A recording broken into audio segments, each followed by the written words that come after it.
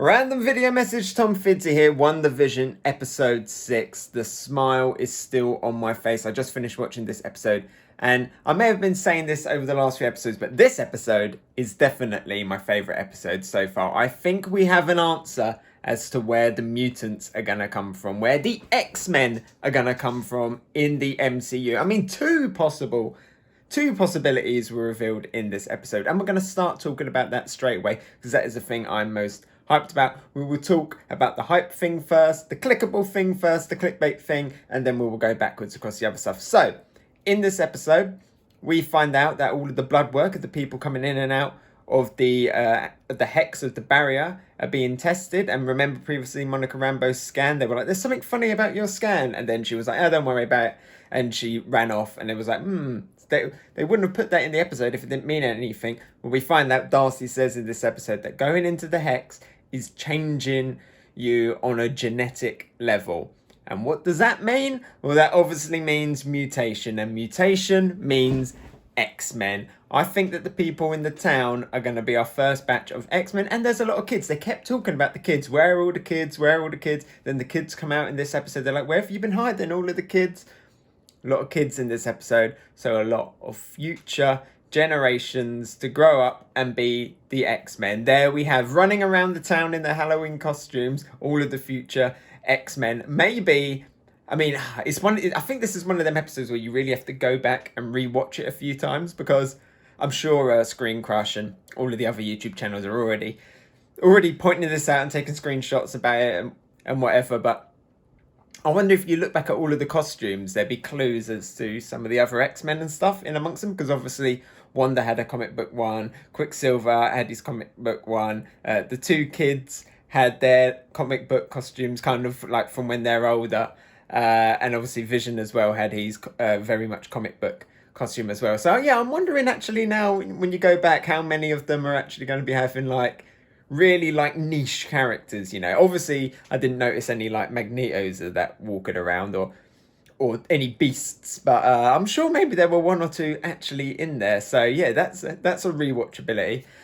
thing right there. So the people in the town potentially going to become the next batch of mutants. We already have Monica Rambeau, who becomes a superhero in the comics, and now we have Darcy as well. So Darcy could actually become a future Avenger, a future X-Men character as well, now that she's gone in there. We see Vision has been busted out, and he kind of starts going back to the pile of scraps that he was originally. So it shows that not everything that comes out kind of stays as it was before from the inside. So I'm wondering if maybe Vision is the only one who can't get out, but the fact, yeah, everyone else is going in and getting their powers altered, and that them powers, unlike Vision, actually seem to last when they come out, because as we've seen with Monica Rambeau, and there's a chance as well that Monica Rambeau is going to end up back inside there as well. I can't remember actually if we saw her going back in there, because she was going to meet someone, the mystery person she was going to meet behind the hill before they go back in the hex. You definitely want to go back in the hex, so yeah, maybe she's going to go in there and get like another power boost. And could Wu end up with a superpower as well? That would be really awesome too. But yeah, the end as well, another possibility, because you might be like, well, if it's just going to be people from the town as X-Men, that's not a lot. Well, we see at the end of this episode, Wanda expands the field in order to protect Vision. She expands the field, and there's a great scene where it goes over like the military camp, the sword camp, and I love how it turned into a circus and that they're all turning into clowns and stuff. It's really cool. See, like, and the helicopter became a hot air balloon and stuff. I love that transition of like the real world turning into this like crazy world that Wanda's like made up. And even though this is kind of set within like our decade, it's still turning into different things, like themed things, so that was really cool. But yeah, so we see the hex has expanded, and that opens up the possibility of it's not just going to be the people in Westview, got to change hands, so it's just going to be the people in Westview that could get in the hex and get this mutation.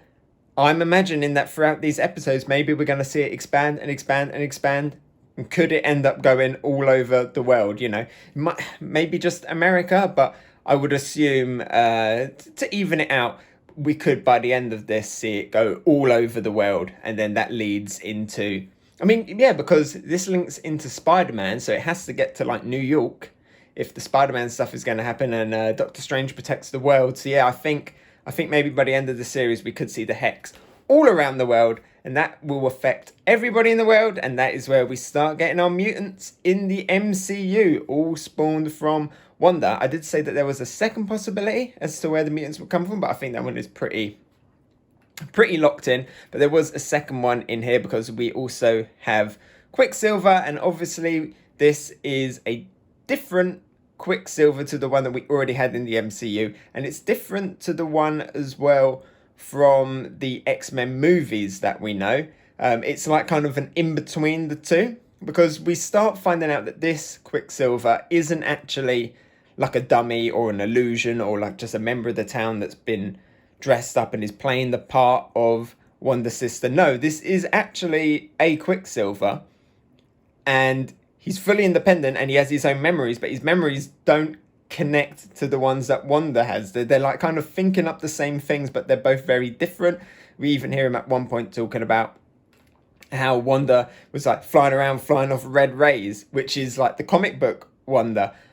So yeah, it's really interesting to listen to what he's saying, because maybe at some point he's going to bring up Magneto as well, but it sounds like he is from a much more comic book style world maybe, and also a world where the powers are actually mutant powers. And why is he here? Well, I'm guessing maybe in Wanda or whoever is doing this, the mystery person, speculated to be another woman. We'll talk about that in a little bit as well, because there is some stuff with Agatha in this as well, and Agatha/Agnes. Maybe that theory could be gone now, but there is some somebody else potentially pulling the strings here, and maybe to try and bring Quicksilver back, they accidentally pulled Quicksilver from the wrong dimension, and then that is the one that we have, so that's why he has different powers, and that dimension could be a mutant dimension, and that mutant dimension could obviously leak over more into our world as well, which could maybe get characters, like established characters from the X-Men universe, turn up in our universe rather than having brand new ones. Because obviously if we're going to have the whole world get covered in a hex, that means we're going to have new origin stories for Wolverine, and you know, so there has to be a Logan out there or something like that, but then that wouldn't tie in with the history that we know of like that character. So some of them could also come over from other dimensions and stuff, from actual universes where the mutants already exist through different means. So it's going to get confusing. It's going to get very confusing. Thankfully, Doctor Strange is going to turn up at some point, and definitely in his film, and help explain this and sort it out. And we're going to have the Spider-Man world as well, where there's going to be the multiple Spider-Mans, and that is going to be there. Look, sit down, we're going to explain to you how this new multiverse of madness is going to work, and how we're going to have all different things working at the same time. So fantastic episode this for the MCU. Now I'm in the series, and I was in the series, and now I was really into this episode as well, because we are in my era of sitcoms. You know, I was a little bit disappointed that it skipped like the kind of the Cheers era, the Frasier era, the Friends era, but instead we went straight to what appears to be the Malcolm in the Middle era. We seem to be in the noughties, maybe a little bit of early 80s, but definitely in the noughties as well. And it felt comfortable and it felt good. And this was the first kind of bit of sitcom in this show that I actually didn't want to leave the sitcom, because it was playing so well. It was working really well with the Quicksilver. And I was just really enjoying it. I was like, hey, I get it. The comedy, the advert as well. That was very kind of like maybe 90s to me, that advert with like the shark. I'm sure it's like a reference to something that I don't get. It was a weird advert as well. The kid died trying to get the yogurt pot open. It was like, the yogurt for survivors. Well, obviously not. But yeah, let's see more of that shark now in the MCU. Can that shark be an Avenger? That was really cool. Something that I do want to actually talk about with Quicksilver. This is all very improv. This is my style. Quicksilver, when you actually do listen to him, and it is very important, like I said earlier on, to listen to what he's saying, because he's talking about a different universe, potentially an X-Men universe. But the way he's speaking makes me think that maybe this is like not the nice Quicksilver, you know? Just his attitude, the way he is, I'm getting kind of like he should have like a goatee, you know, a little bit of evil universe vibes from him. Am I the only one getting that? He was also giving me like a little bit like Jim Carrey vibes. I don't know if anyone else, maybe it was the hair. I was kind of getting a little bit of a Jim Carrey feeling in there as well. Maybe it was intentional. I'm not really sure, to kind of fit that kind of era yeah, he was giving me Jim Carrey vibes, and he was giving me like evil Quicksilver, evil universe. Magneto is my dad and he trained me bad kind of Quicksilver. Let's talk about the kids, because earlier on in the episode, we see the kid, we get his name confirmed right there on the screen by Quicksilver. He's like, I'm Tommy, and then he grabs his hand and they run off. And I was like, wait, what? Quicksilver like held his hand, they run up full speed?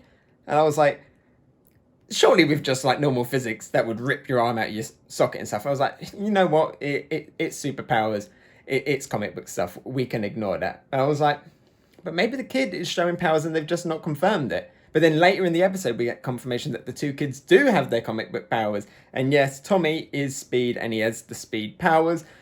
So how was he running around really quick at the beginning? I guess it's just like comic book thing, but I think that was a deliberate hint that he could already do that. He already had the powers in him. But that puts more questions on the two kids, right? Because as far as we know, they've been made for this universe. They're not like actors that, you know, we saw them born, we saw them age. It doesn't appear like they came from another dimension. Maybe Wanda made them. Like, it definitely seems like Wanda potentially made them. Kind of elements maybe of how Vision was made as well. But it definitely seems that they do have superpowers. So big questions about them. Have they leaked through from another dimension as well? Or is it the fact that they were growing up in the Hex field that gave them that powers?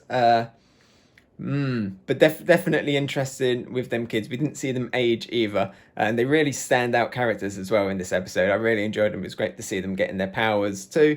I wonder if by the end of the series they will become full grown. I quite like them being as kids. They definitely fit here, but I think maybe as it will go on, they will grow up, potentially maybe to like teenagers, early 20s by the end of the series, and we'll see their powers in full. That would be really cool.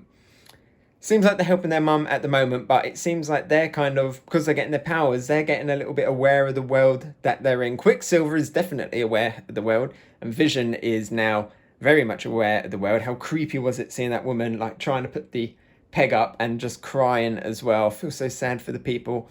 And talking about the people in there, let's talk about Agnes.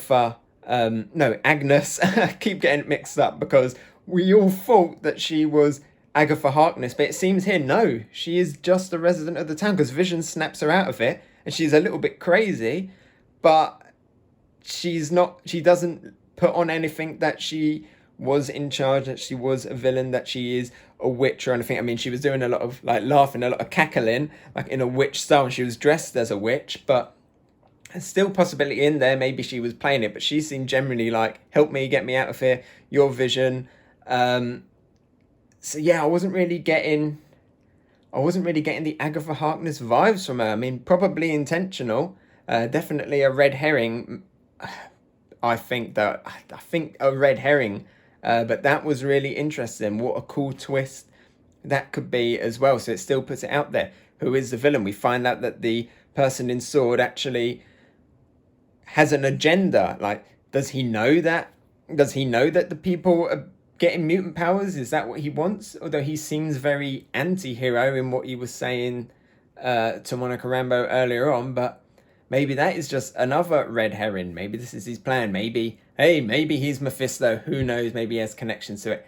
Definitely a lot of mysteries, and I'm so hyped for the new episodes. This was an absolute joy. When it got to the end of this episode, when it just cut, when her eyes went back to normal, I was like, what? No way. No, come on, put something at the end of these 8-minute long credits. Like, it's so disappointing that the credits are so long, because you look at that bar and you're like, I've got loads of episodes left, and then it just ends. And this was one where it ended and I was literally like, no, keep going. Unlike like the first two episodes where I was like, thank God they ended. But now, hyped, amazing. I cannot wait to see where this goes and how this now brings the confirmation, I think, that the mutants are in the MCU. Can't wait for next week. See you then. Bye!